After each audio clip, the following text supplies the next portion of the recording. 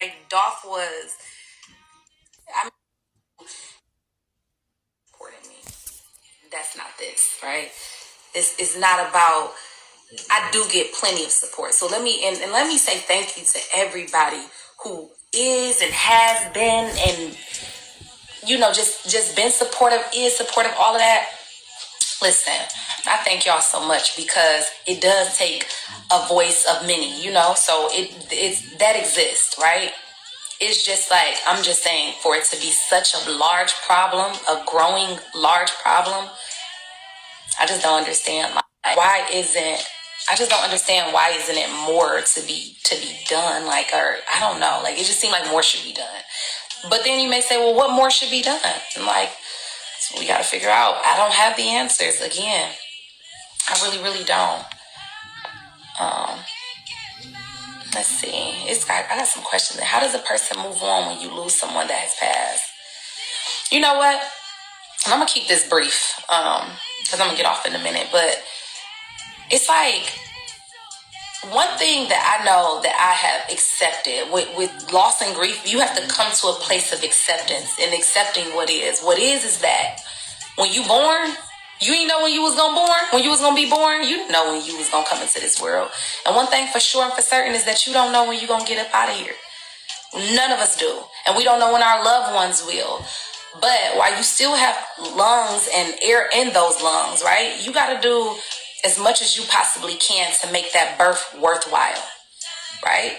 You was put here for a purpose. You didn't know when you was going to get here, why you was put here, but your goal is to be figuring that out, right? And you got work to do. And so for me, healing became a priority, right? I had to heal the hurt in my heart because my heart was broken, was crushed, and it's still not put together, right? It's better. It's being mended. It's being kind of joined back pieces of it, right? Little bit by little bit. But I recognize that when God decided to make me and bring me here, all of this stuff that I'm doing now, that was a part of my making. That was a part of my purpose. And I would be doing God a huge disservice. And the people that's attached to me that he gave me relationship with to love, I would be doing them a disservice by being quiet and just not saying anything and just withering away. I can't. So you have to keep going. To answer your question, how do you move on? It's a choice. It's a choice. Once you heal, I'm not saying that you just move on overnight, because it wasn't an overnight process. This has been a journey and it's continuing to be a journey. But you make a choice that after you get strong enough to keep going, you tap into your source, how you got here. And if you don't know that it's like you got to do some work to figure out your whys and all that. Once you do that, you find the strength and you ask for the strength and you tap into the strength to keep on going day by day, little by little, heal, pull back, all of that type of stuff. And that's just what it is. But you don't never get over your loved one. I'm not over Dolph. Probably never will be over Dolph. Dolph was that guy, okay? Dolph was, he was a great person. He was a great man to me. He was a great father. He was just, I'm trying to think how many, I've met guys that be like, oh, y'all remind me of each other. I still have not met a man that's like Dolph, period. And not to say, I don't know what the future holds. I can't speak on things that I don't know nothing of. But as of today,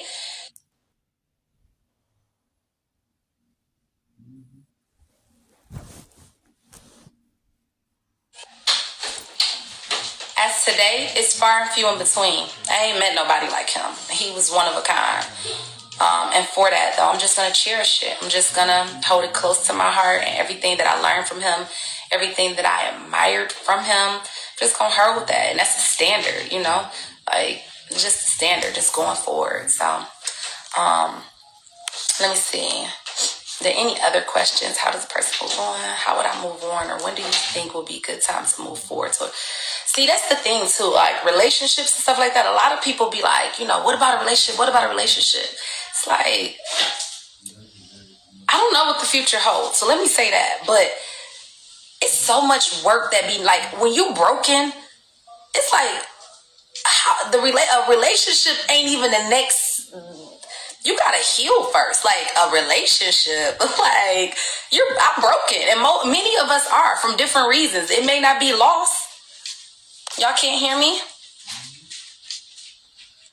Y'all can't hear me? Can't hear me anymore? I don't know why. Let me see. Now? Let me know if y'all can hear me now. Go out and come back. Aw. You can now? Okay, so no, somebody asked me in my comments, it says, how would I move on and when do you think would be a good time to move forward in a new relationship? I was saying that a relationship, so many of us be trying to run from hurt to hurt or from a hurt situation into the arms of something else, right? And the thing is that a relation, when you're broken, the goal isn't to be to like go let somebody fix you. It's to heal yourself, fix yourself. Somebody said, okay, if y'all, I hope y'all can hear me. But it's like the goal is to fix yourself. You can't be trying to go be in a relationship when it like you just done been crushed. Your heart's been broken. You got to heal first. And for me, I'm still in a healing process. So at the end of the day, you know, like,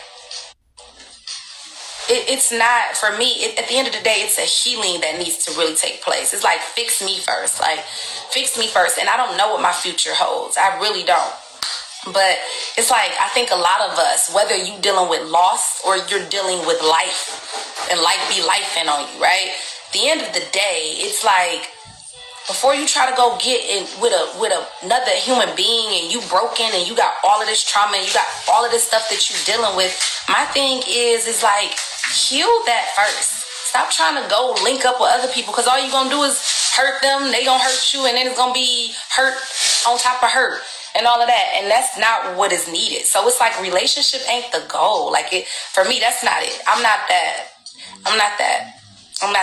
looking for that. I'm not searching for that. I'm not going to say like, oh, I never want that. Like, I always say, watch what you say. Like, it ain't no, I'm going to watch what I say. I don't know what the future holds for me. I don't know what God has for me. I don't. But as of now, it ain't on my agenda nowhere in the foreseeable. You know what I'm saying? To be focusing on a relationship. I got children to focus on their healing. So not only just my healing, but theirs and all of that.